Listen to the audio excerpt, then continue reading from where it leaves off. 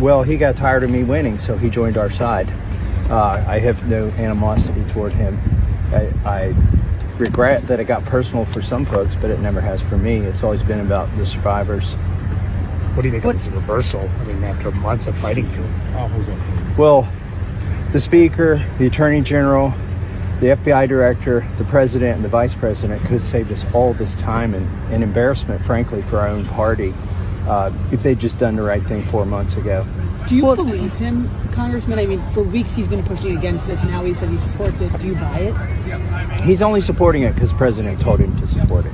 No, that's what Mike Johnson does. No, I'm talking about do you buy President Trump saying that he wants the House to pass this resolution? Well, I'm concerned that now he's opening a flurry of investigations, and I believe they may be trying to use those investigations as a predicate for not releasing the files. That's my concern. So you think they'll try to block it? Well, they will. I'm afraid they're going to try to use a provision of the law that allows you not to release these materials if they're subject of an ongoing investigation and would harm, and the release of which would harm the ongoing investigation. So what do you think this is all about for President Trump? First he was blocking this, pushing Republicans to block this for so long. Now he's reversing course, and he has the power to release the full files anyway. Well, it's pretty simple. For 4 months, he thought the best thing for him was to keep the files secret, and somebody convinced him that the best thing for him was to release the files.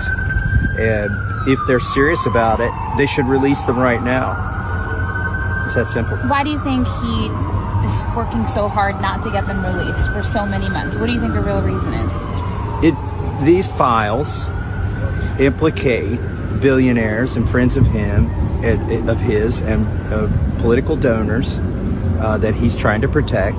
And Epstein also had close ties to our own intelligence agencies and Israel's intelligence agencies. That's why there's so much effort in trying to stop this. And I do believe they'll try to stop it somewhere else. And that's going to backfire on them too. So the president's saying he'll sign it. You don't buy that? No, I think he'll sign it. I want to be there at the signing party. Think he'll be invited?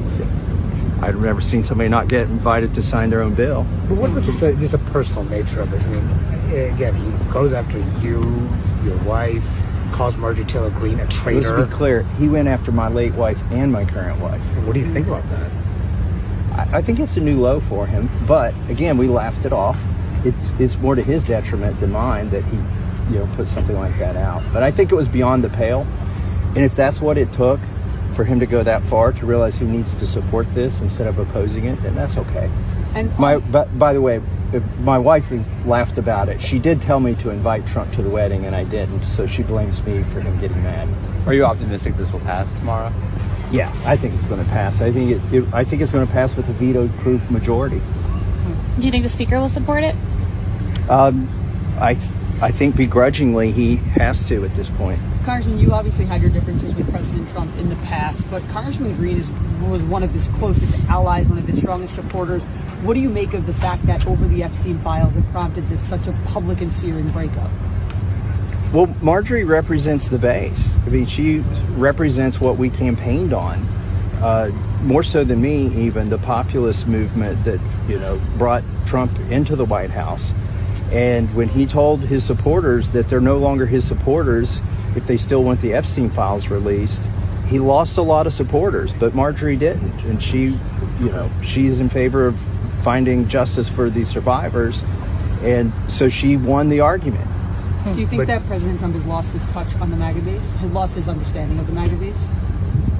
I think on aspects of fiscal responsibility, on aspects of starting wars overseas and getting into regime change, and on this case of releasing the Epstein files, I think he has strayed away from the things that he campaigned on.